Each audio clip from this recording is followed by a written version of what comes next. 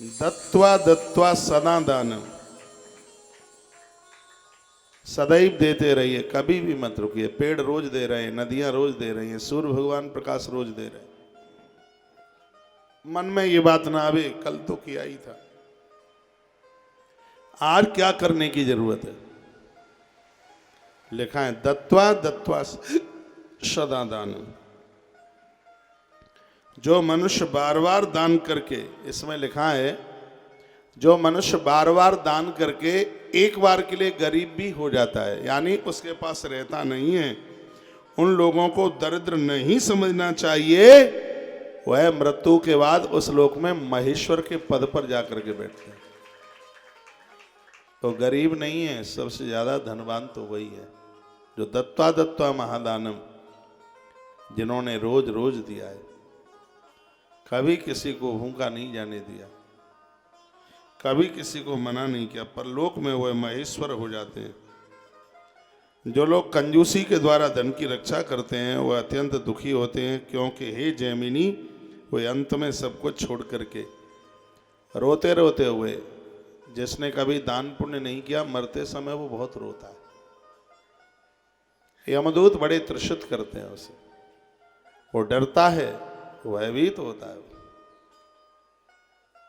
इसलिए मुझे भी चाहिए और आपको भी चाहिए, सत्य यही है।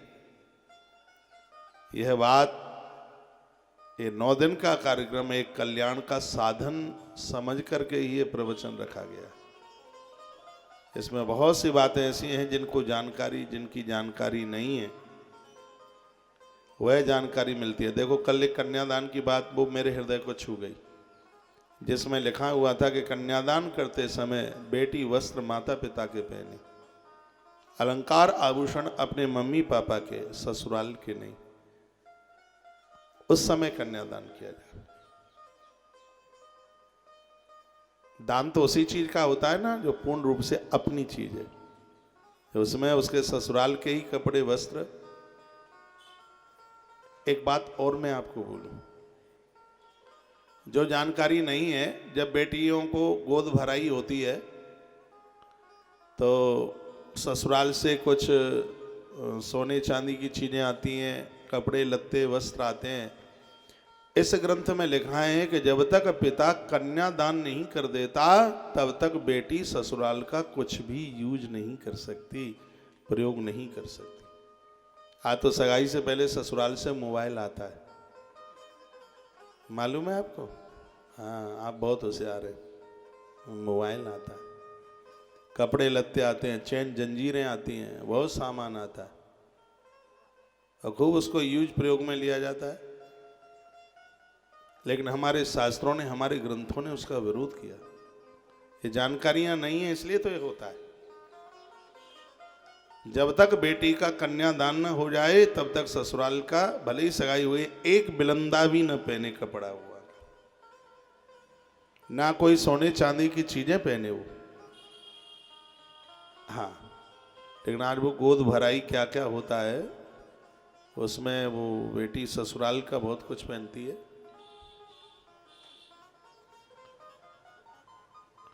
तो उसके लिए हमारे ग्रंथों में विरोध किया।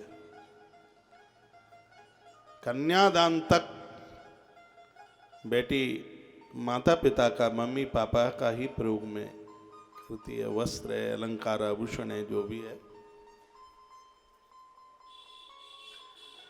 जयकारा लगाए बोल बांके बिहारी लाल की जय हो। हनुमान जी महाराज की जय हो। जय श्री जय राधे जय जय श्री राधे श्री राधे श्याम। एक मैसेज में लिख रहा है कि आजकल तो रिवाज ऐसा ही है, पोशाक तो ससुराल से ही आते हैं, वही पहनते हैं।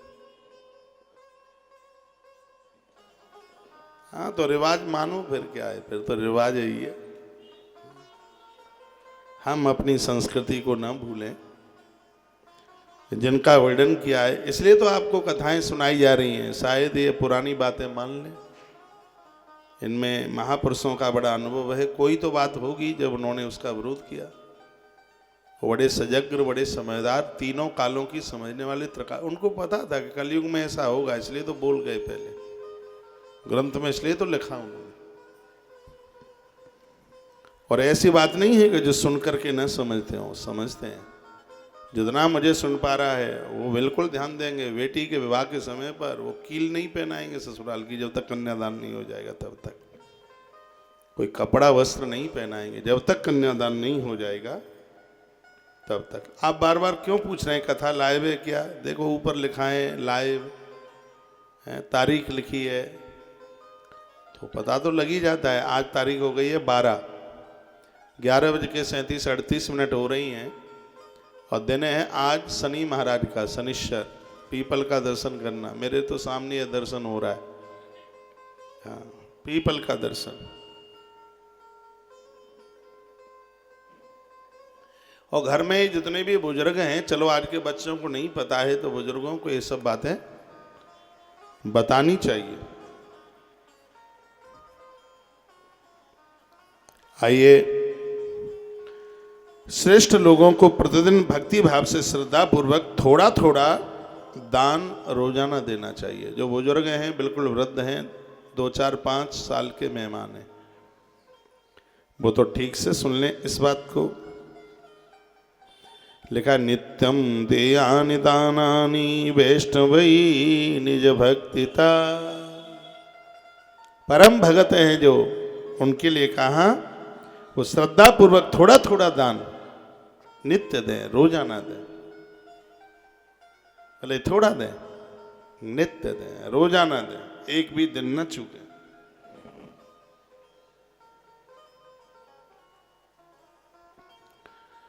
वर्णन किया गया है, हे द्विजोत्तम, दानों में जल दान अति श्रेष्ठ है, क्योंकि जल से प्राणों की रक्षा होती है। बताया गया है कि जो जल का दान करते हैं वो प्राणों के दान के बराबर है।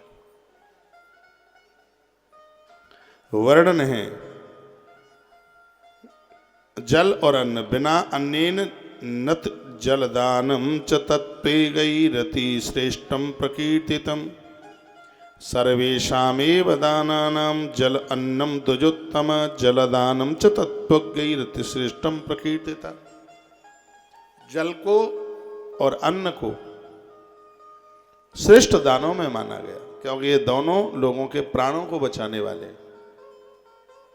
ये जल और अन्न का दान वो प्राण दान के बराबर है। ये उपवास इसलिए तो किए जाते हैं कि हमारे भाग का एक आध दिन का अन्न छूटे और वह हम गरीबों को दे दें। कल वो कथा मुझे बहुत अच्छी लग रही थी कि आपका जितना वजन है, एक साल में उतना अन्न आप छोड़ सकते हैं। कैलकुलेट कर लो, आप 70 किलो के हैं तो ऐसा कैलकुलेट कर लो कि 70 किलो अनाज एक साल में आपका बचना ही चाहिए। रोज कितना खा लेते होंगे? पौवा भर? नहीं, इतना तो ले ही लेते होंगे। खीर, चावल, सब्जी सबको मिला के नहीं हो पाता, पौवा भर हो जाता होगा। एक मैया तो इतना कह रही है, ये बॉक्स गिर जाएगा, आगे हो जाए ऐसे हो जाए। तो एक दिन का 200 ग्राम मान लो, नहीं 3 दिन का 200, 3 टाइम का 200 ग्राम से क्या हो जाएगा? 250 ग्राम तो कम से कम समझ लो। आधा किलो हाँ, गवर्नमेंट भी आधा किलो मानती है, 15 किलो देती है ना राशन। चावल, गेहूं सब मिला करके 3 बार का आधा किलो, तो 1 महीने का कितना हो गया? 15 किलो। 1 साल का 150 किलो, 180 किलो हो गया। 1 साल का 180। तो चलो हम आधा किलो नहीं मानते हैं, हम 250 ग्राम ही माने लेते हैं। तो 180 किलो का आधा फिर कितना हो गया? 90 किलो। मैं तो ये कहूँगा कि वर्ष में एक व्यक्ति इतनी कमाई करे कि 1 कुंटल अन्न का दान हर वर्ष कर सके, हर साल कर सके। यदि वो व्रत भी नहीं कर पाता है तो उसको पुण्य व्रत का ही प्राप्त हो जाता है। ये कल की कथा में था, उतना विस्तार नहीं हो पाया।